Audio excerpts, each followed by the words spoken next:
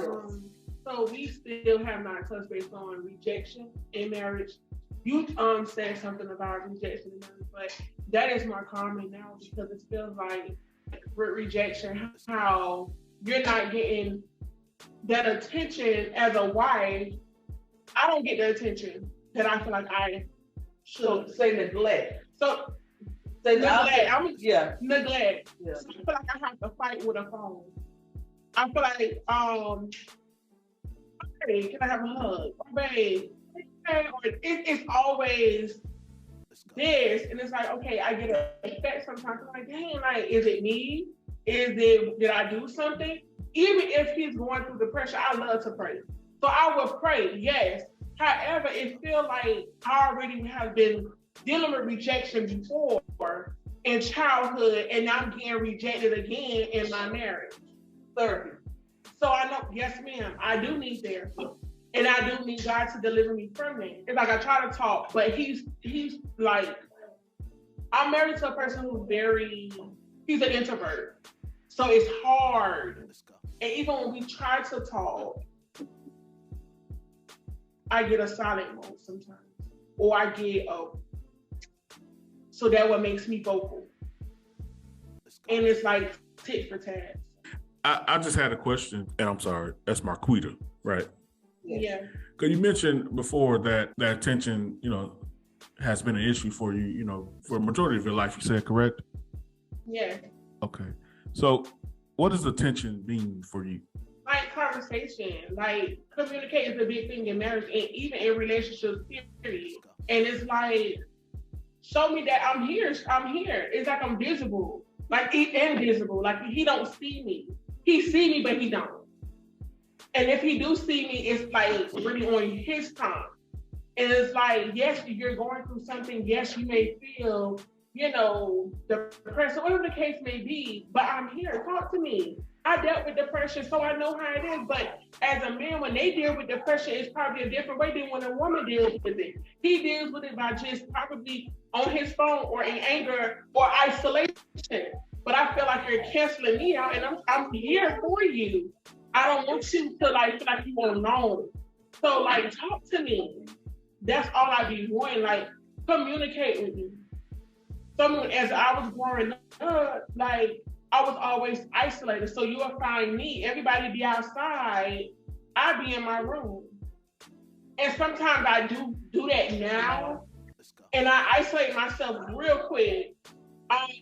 Just get a peace of mind. Just like, okay, I feel like I even talked to my pastor last night, like I feel overwhelmed. I feel like I'm in this marriage by myself. Just like, so it's a lot. Yeah. And I hear your heart, and I see you. It makes complete sense. I mean, who wouldn't in that type of situation? You guys are newlyweds, you trying to figure this out. Who wouldn't feel that? Well, when you think about the times that you have maybe approached that conversation before, what approach did you take? So I would like, man, let's talk. Let's go. He'll see my facial expressions sometimes. Like just a couple of days ago, he'll see my facial expressions. He'll be like, what's wrong? He'll like, are you okay? I'm like, no, I'm not okay. It happened to me. If I really say something like to explode, like it's like, how can I put this? So I can tell him I want to talk or I need to talk or something like that. And like if I'm talking to him, he'll just look at me. And sometimes he's vocal, sometimes he's not. And I'm like, hello, I'm here. Like it's like he shuns my feelings. But I never shuns his. I'm more caring to his feelings. I'm not saying that he's a bad person. I'm not saying that he don't care. He just show it in a different way than I would show him. Like I'm just. Yeah, and what you're describing is what Brother David Scott mentioned earlier is from that book, The 5 Love Languages. We all have our different ways of being loved, and it was funny, and I hated that book when I first read it, I can't lie, because I read it in my first marriage, and I got halfway through, I'm like, man, she ain't doing none of this. Hold on now. Yeah.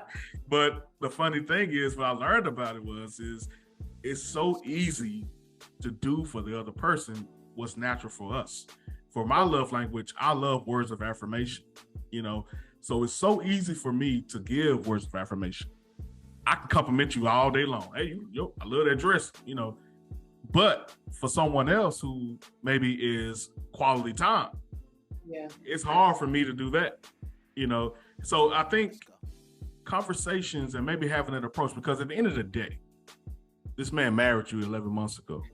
You know, so he has your best interest at heart. I saw my man Joshua back there shaking his head a little bit, nodding his head in agreement. I wanted to give him an opportunity because we heard Marquita a little bit. I just want to see if he had anything to say, if he did. Some of it is true.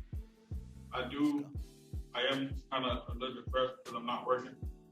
I am trying to find a job or whatever. I just don't want the whole burden to be on her. She feels like it's going to be on her, but I'm like, listen, it's not. I'm doing my best. Trying to find a job and trying to make things work. I don't want to shift too far away from rejection, but long suffering is something that we really we struggle with nowadays. Like, we don't really want to go through nothing, you know. Like, the moment things gets hard, you try to find a way out, you know. And I think that's what it's all about, you know. It's the wedding is so beautiful, you know. The atmosphere, I don't know about you guys, my atmosphere was so amazing. It was outside at a botanical garden. It's so beautiful. So it's so easy to miss those vows, you know. It's so easy to miss everything that's spoken, you know. And if you go do premarital counseling, all you thinking about, let's just get this done so we can get this license and all that. But it's so critical to understand, like, this stuff was said to us, you know, before we got into it. So does your marriage stand the test of time? Can you stand the rain, as they say? You know, can you handle the hard time? Because that's when it really matters. And honestly, that's where you marry this person, because life gets hard in itself, you know, and to have someone that you can rely upon in those toughest moments, it matters. You know, we think about it, guys. We what, 2.5 years from, you know, the quarantine and COVID, people thought, at least going into it, that the divorce rate would go up. Actually, it went down. You know, people realized, like, this is all I have. You know, I lost everything else, lost my job, lost my money, you know, had to get this PPP loan or whatever. But what I really have is my spouse. What I really have is my family. And I think that's what people eventually get to. I think one of the questions you have is, why do people have this hard out for marriage? Because I think people eventually get there in life, say, hey man, I've climbed this ladder, this corporate ladder, as far as I can go, and it never matters. It doesn't even matter how many millionaires you know and athletes you know out there. At some point they realize, man, I need to find my purpose. Because purpose is in God, and God created all of us to find love and find marriage and find family. I think one thing I learned through counseling as well is this phrase, well, just the idea of what we're fighting for whenever we have in conflict. It's so easy to fight for isolation.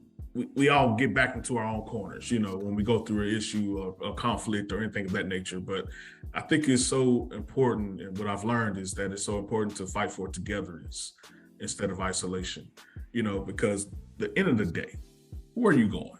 Marquita, where are you going?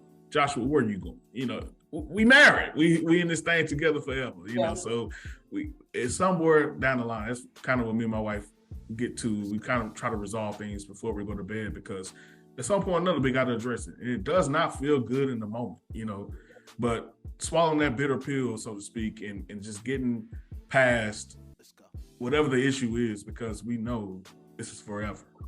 You know, let that word really resonate, forever, you know. and I'm saying this as a divorced man, but I'm saying this because of what I've learned. You know, I now value, this is the most valuable thing in my life, my marriage, my wife.